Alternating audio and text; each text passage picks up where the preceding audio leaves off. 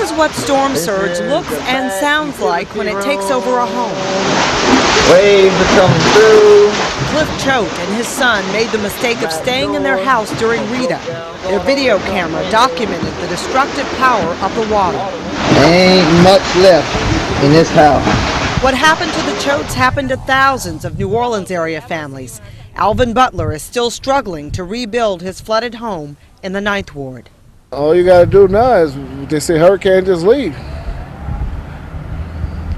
You know, just hope for the best. Just hope that you don't get the water. If there had been buoyant foundations on these shotgun houses here at the time of Katrina, when the floodwaters came, the houses would have floated. Former LSU professor Elizabeth English has taken on the 9th Ward as her project, and after the storm worked on a solution that she believes could save houses like these in another flood. Sandbags over here.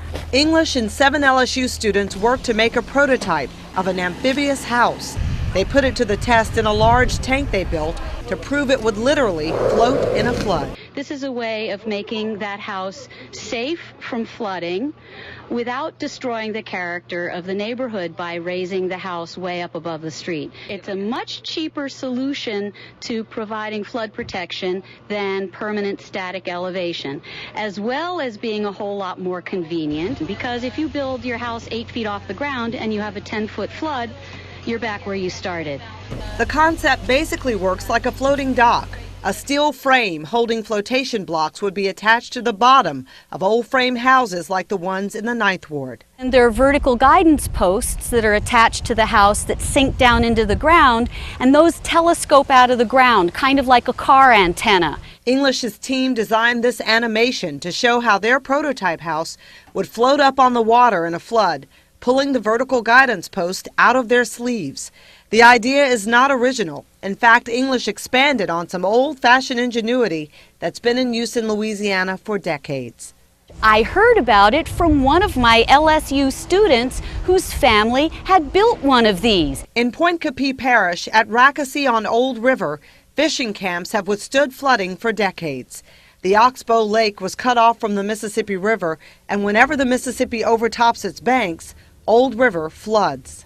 So about 30 years ago, one of them came up with the idea of putting styrofoam blocks underneath the house and 4 posts at the corners of the house, and that's the buoyancy blocks and the vertical guidance system.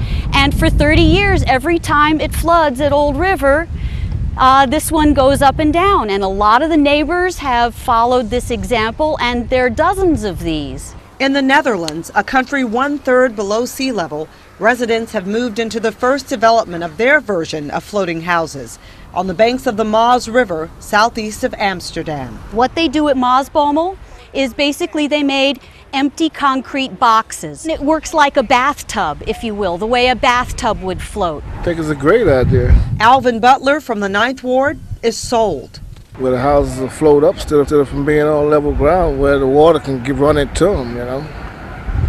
It save a lot of your furniture and stuff, your clothing and all that. You know, at least you have something to come back to. So English is holding on to hope that something about this project will catch fire.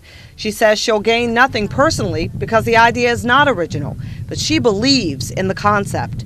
The house will go up as high as you need. For people like Alvin, who dread the thought of starting over again. Do the same thing I'm doing now, rebuilding.